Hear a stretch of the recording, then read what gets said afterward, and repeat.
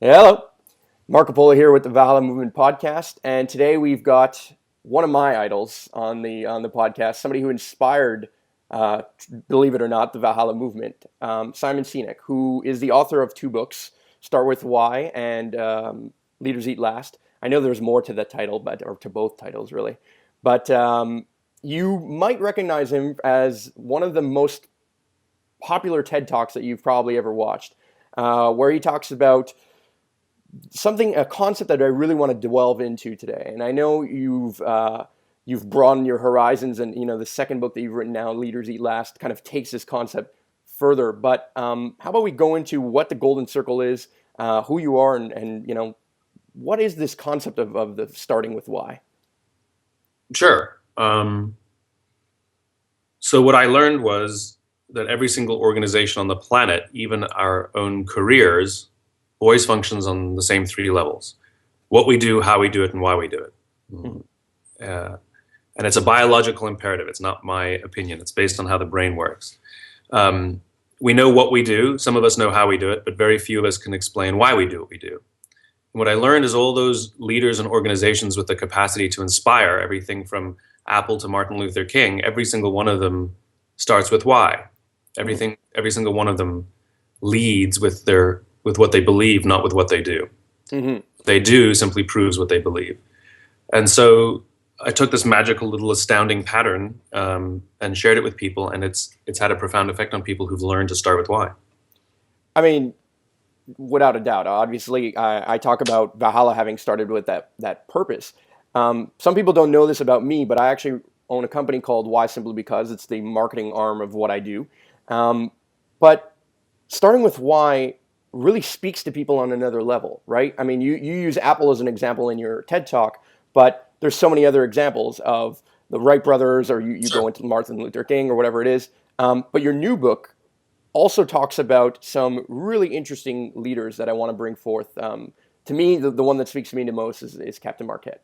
Yeah. Um, I don't know what it is about that story, about how I think what it is that the story also outlines the fact that he came onto the ship as a well qualified person. He's Yeah. the captain of this new submarine, Right. and he transformed the submarine into something beautiful. And part of it is starting with why, but he did a little bit more than that. Right. Um, you want to go into the story a little bit on Sure. that? So David Marquet was he was assigned to be the captain of the Los Angeles class nuclear powered fast attack submarine, the USS Olympia. He he like many others believed that his credibility as a leader was based on how good he was and how smart he was. I mean, that's normal for a lot of us. And so he spent a year studying the Olympia, its systems, and its crew. Hmm. 2 weeks before he was to take command, he was assigned to the USS Santa Fe, Hmm. slightly newer submarine, but basically the same class of submarine. And incidentally, it had the worst rated crew in the entire submarine fleet. They ranked last or close to last in nearly every readiness measurement the Navy had. Hmm. And on the first day, Marquez started giving orders, and his belief was, okay, so what? They're a bad rated crew. If I give good orders, I'll have a good ship. If I give great orders, I'll have a great ship. That's how we view things as leaders very often. Hmm. And so he gets aboard the ship and starts barking orders, and everybody's doing what he says, and it's great. And they set sail just as he intended. Um, and about the second or third day out, they're submerged, and they decide to run a drill. So they turn off the nuclear reactor manually and pretend they've had a meltdown, and they run on battery power, or EPM as it's called. And Marquet gives a simple order. He says ahead 2/3, which means he wants to run the battery power 2/3. It's full capacity. Run the engines a little faster. Run the batteries down a little quicker, and add a sense of urgency and see how the crew reacts. His second in command, the navigator sitting right next to him, who incidentally had more experience on this ship than any other, 2.5 years, repeats the order ahead 2/3, and nothing happens. And so Marquet peers out from the side of his periscope, and he sees Seaman Jones, fidgeting in his chair, squirming in his chair, and he says, "Seaman Jones, what's the problem?" And Seaman Jones replies, "Sir, there is no 2/3 setting. Apparently on this slightly newer submarine, there just was no 2/3 setting on the EPM." Hmm. And so he turns to his navigator, and he says, "Did you know this?" And the guy goes, "Mm-hmm." He says, "Then why did you give the order?" He says, "Because you told me to." Mm. That's when Marquet is hit by the very stark reality that he's aboard a ship he doesn't fully understand, and he has a crew trained for compliance. Mm-hmm. And it's not like he can just return back to shore and change his crew out. This is his crew. And if something doesn't change, they're going to die. Mm-hmm. And so he's forced to change how he understands leadership, where he no longer can rely on his intelligence. He has to now rely on the intelligence of the people at the lowest levels. And this is one of his big conclusions, which is at the top of an organization, they have all the authority, and the bottom of an organization, they have all the information. Mm-hmm. And so you don't push the information up, you push the authority down. Mm-hmm. And so Marquet bans the words permission to aboard his ship. Literally, it used to be permission to dive to 400 feet, permission granted, aye sir, diving to 400 feet. All of the accountability lies with the guy who gave the permission, the captain. Mm-hmm. And he replaces that with I intend to. Sir, I intend to dive to 400 feet. All right. The chain of command is not broken. The difference is psychological, where now the person performing the action owns the action. And what started to happen was accountability went up. People's interest in their work went up. Teamwork went up. All of these things started to happen relatively organically, and Marquet started to experiment with giving away authority. Mm-hmm. If you think about how our offices work, largely it's permission-based, right? Hey, just want to run this idea past you. Hey, what do you think of this? Hey, can you just double check this before I send it to the client? Basically, giving away authority. We're giving away the accountability to somebody more senior than us, right? Mm-hmm. It's command and control. But it's inefficient. And it, not only is it inefficient, it's actually not. It's not good. Yeah, and that's how I want to get into it a little bit. It hurts innovation. It hurts productivity. Mm-hmm. It hurts morale. It does many, many, many things. It hurts sense of fulfillment when you come to work. Long story short, in a very short period of time, Marquet took this crew that was the worst rated crew in the Navy and turned it into the best rated crew in naval history. Same crew. It's not the people, it's the environment. Mm-hmm. As social animals, we respond to the environments we're in, and Marquet changed the environment and people work to their natural best. And that's largely what Leaders Eat Last is about, which is about the environments in which we work. And when we change the environments, people are at their best. That's what leadership is. It's about creating the right environment. So what is the right environment? I mean, I know you talk about it being on a biological level, right? You talk about the four chemicals that are going on and cortisol and all that kind of stuff. Yeah. I mean, maybe elaborate on what you think is the right environment and how that kind of paradigms against the wrong environment. It's not what I think. Well, I know it's not what you think, and that's the whole point. I'm simply reporting on the anthropology. Yeah, you're totally right. I used the wrong word there. So yeah, this is not some highfalutin management theory. This is just basically the history of the human animal and the anthropology of how we are designed. I mean, that's all it is. And basically, what is required is what I call a circle of safety, which is when we feel safe inside the organizations in which we work, the modern day tribe, when we feel safe amongst our own, organically, normally, the natural reaction is trust and cooperation. We trust the people with whom we work to face the dangers outside and seize the opportunities. When we do not feel like we're in a circle of safety, when we do not feel like we belong, when we do not feel like our leadership has our backs, the natural human reaction is cynicism, paranoia, mistrust, and self-interest. How can we expect people to give us their best energies and their biggest ideas and face the dangers and seize the opportunities outside when we force them to expend time and energy to protect themselves from each other or from us, from leadership, right? Yeah, I mean that's what's happening in an organization where it's like, look, there's two people, there's a new promotion position, and now all of a sudden they're battling each other within the organization as opposed to working together to make the organization work better. I talk about this personally with the Valhalla movement, with the group of people, because we are a community of people here. But people have to understand what this is, because we have a culture today, right? We're on Wall Street or on any business where it's all about money, and we think that we're all motivated by greed. And we are. We have greedy chemicals, right? But we're motivated by the greed of feeling safe. And that's what you point out. And I think the way you put it is brilliant. I wouldn't call it the greed of feeling safe. Well, not the greed, but the motivation. I would call it the satisfaction of feeling safe. Sure. Greed is about instant gratification. Sure. Greed is about turning on your computer and looking at your stock, your stock value, or the size of your Mm-hmm. bank account. Greed is about counting, Mm-hmm. right? But inspiration and innovation and productivity, these are all based on how we feel when we come to work. Mm-hmm. There's a report that The Economist did a few months ago about the decline of innovation in the world, and they offer all kinds of theories as to why it's happening. They offer economic theory and technology theory and all of these things, globalization, internet, and yet at no point does it talk about people. Well, who's coming up with the ideas? Human beings. Yeah. And the reason human beings are not contributing their best ideas is very simple. It's because we don't create environments in which ideas can bubble up. We Mm-hmm. create environments in which ideas are suppressed. People have good ideas. There are lots of good ideas. There's no shortage of good ideas. But we either create an environment where we penalize people for trying and failing, Mm-hmm. or we aren't open to ideas, or worse, we've just created an environment in which they're too busy doing so many other things that they literally don't think of things.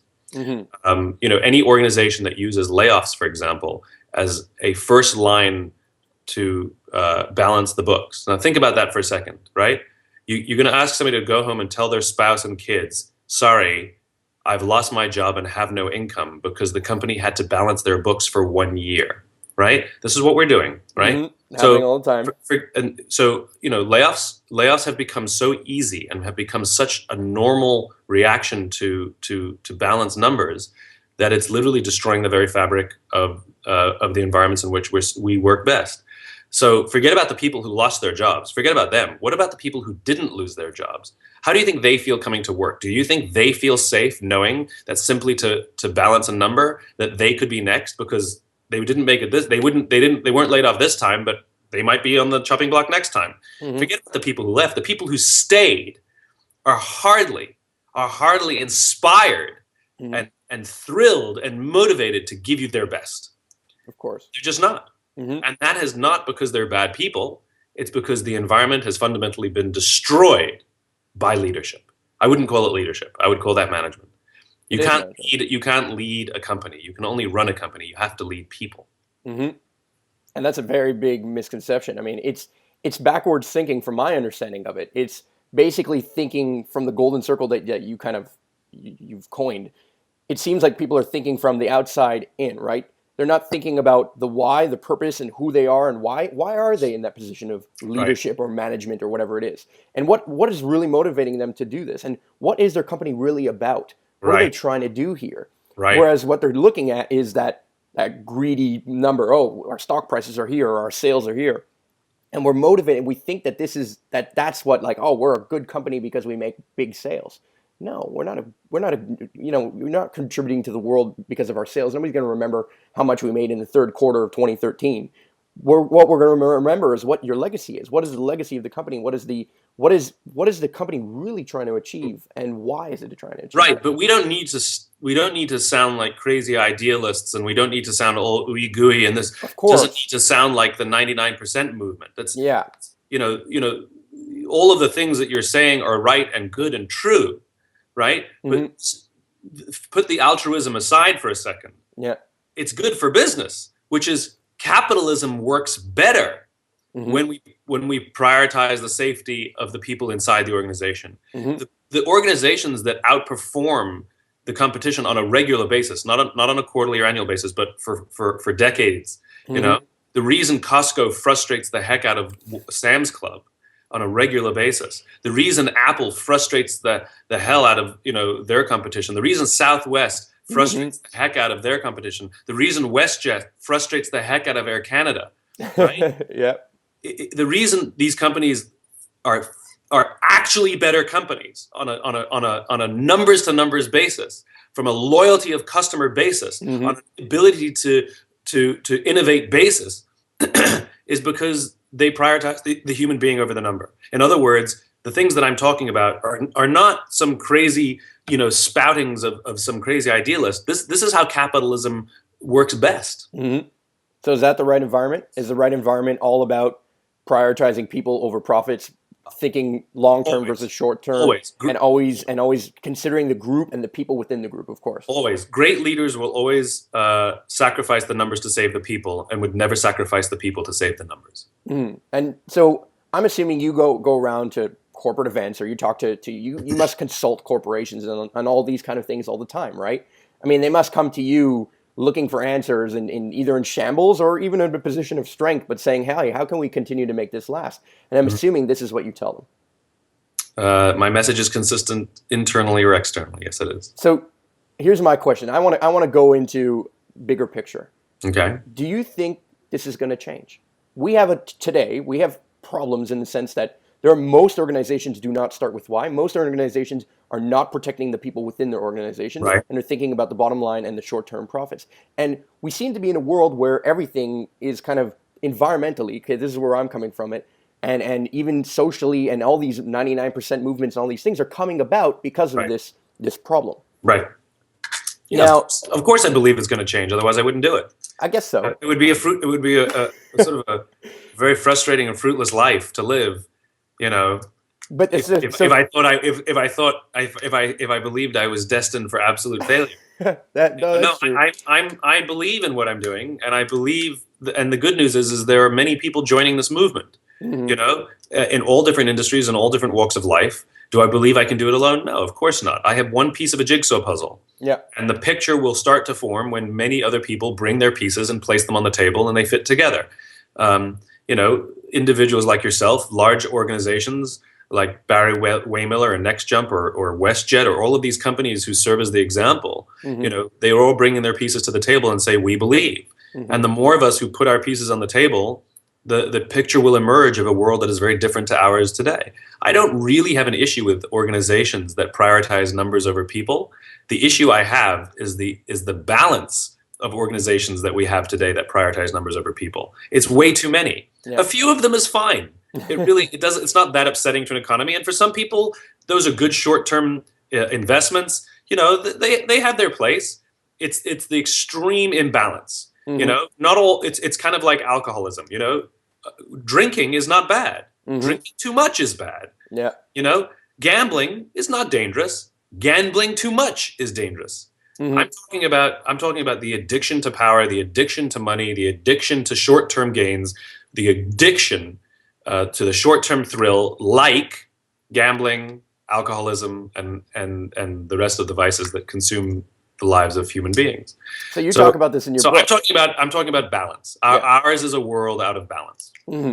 So, but you actually talk about this in your book, and your book actually goes through almost like the 12 steps of being a good leader, right? Almost like the Alcoholics Anonymous 12 steps. So you talking about this addiction, what is fighting that addiction? How do you turning people around into being conscious of what they're doing when they're feeding into that addiction, right? So example, you go into an organization, they have backwards thinking, they're not starting with why, they're not thinking about the people, they're thinking about these short-term addicted things. How do you turn that ship around? Well, number one, we know the first step of the 12-step program, right? It's admitting you have a problem. Right? That's number one. I'm sure that's a big step. So yeah, the organization has to admit that there's an issue to begin with. And if they think everything's fine, then they can't be helped. But if that's where they begin, they're like, you know what, we may have been successful with this, but this won't last. This can't last. If they can come to that conclusion, there are a series of steps they can take, like having a sense of purpose, having a sense of why. That's one of them, you know. But it's the 12th step that matters most. And if you use Alcoholics Anonymous as the foil, you know, Alcoholics Anonymous has had great success for 75, 80 years or something, helping people beat an addiction. And it's the 12th step that matters. They know that if you master all 11 steps but not the 12th, you'll probably start drinking again. But if you master the 12th step, you'll beat the disease. The 12th step is to help another alcoholic. It's service. And so when we can commit ourselves to help those who are suffering the same things as us, the amazing thing is it is the most fulfilling and powerful thing that we can ever do. Human beings are made to look after each other. It is in our DNA, it is in our biology, it is in our anthropology. We are designed to look after each other. By ourselves, we are junk. We are gonna, if you're forced to look after yourself by yourself in the wilderness, in the city, in business, if all you have is your own wits, you will die. When you accept the help of others, when others are willing to give a recommendation, put your resume forward, offer you some advice, take you under their wing, however you want to articulate it, put their reputation on the line to recommend you, stay late to help you with something you're struggling with, work with you, whatever it is. When we work together, we are remarkable. Mm-hmm. And the question is why would anybody want to work with you? And the only reason somebody would want to work with you, short of a selfish transaction because they want something from you, Mm-hmm. is because they trust you and they believe that you would be there for them in their time of need. And it is that trust that they put themselves out and say, I will help you with no expectation of anything in return. Mm-hmm. So what you say is exactly what I kind of realized on my own with Valhalla as well. Valhalla has basically 4 core tenets: sustainable ideas, knowledge, community, and action. Mm-hmm. Okay, we all want to take action. Everyone wants to stop drinking, or everyone wants to make profits, or everyone wants to change the world, or accomplish their why. Mm-hmm. We all want to self-sustain. We want to preserve. We want to have that circle of safety. We all want knowledge, and that's our way of getting there. We get the knowledge in hiring the right people, or in reading the right books, or doing the right things, or getting the right technologies in our hands. But the one thing that seems to be missing for me at all times, and the toughest thing, and this to me is the 12th step, is the community. Mm-hmm. People, we've disconnected from the community around us. How many people know our neighbors? I live in an area where I don't know anybody who lives around me. Mm-hmm. And we walk by each other, and it's awkward. And we have these moments where even in organizations or people who we work with, we don't really get to know them. We don't get to understand their purpose, who they are, and what they're trying to do. And the community and a community mindset in thinking, instead of thinking about me, we're thinking about we. Mm-hmm. We thrive. Mm-hmm. And that's what I've noticed with Valhalla, and that's what I've noticed around me. And I see that other organizations like a Google or like an Apple or whatever, these organizations are really thriving because they really start thinking about not only me within the we, but the we as a whole. What is our purpose? What is our collective call to action? How do we put all these things together? Mm-hmm. And so, yeah, I mean, I would love to hear about what you think about the community, because I'm less involved in the business world of these things, but I know you're going into these organizations. Do you see the community changing? I know you've already spoken to this. I know you said yes, that my goal is that I want to see this happen. But what do you think about community as a whole, and then how business can also manage, the world, being socially responsible, being, caring about not only its own organization, but what's happening around it? Well, of course it's changing. I mean, the fact that there's a demand for these things. The fact that people are willing to buy my book or watch my TED Talk.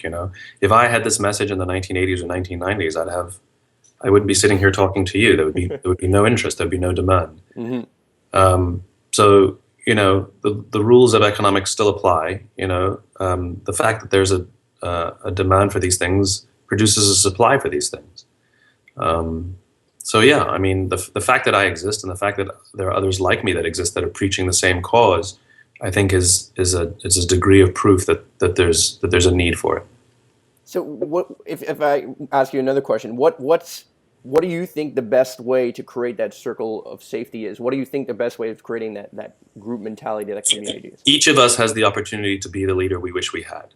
And for us to fold our arms and say, well, I'm waiting for leadership to react is the worst thing we can do. That's apathy. Mm-hmm. Right? And that's victimization. Mm-hmm. You don't have to be at the head of the organization to be a leader. I know plenty of people at the heads of organizations that are not leaders. Mm-hmm. They're authorities, but they're not leaders. And I know plenty of people at the bottom of organizations that are leaders because they choose to look after the person to the left of them and the person to the right of them.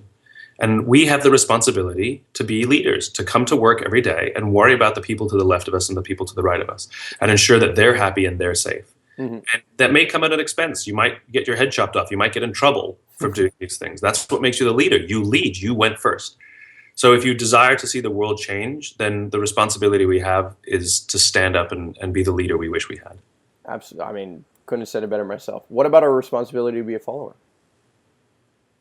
Is there a responsibility to be a follower at times? Of course. I mean, the best leaders are the best followers because it's not about them, right? They're following a cause bigger than themselves. Mm-hmm. So it's actually, the words are interchangeable. Great leaders actually are great followers because they follow a cause greater than themselves.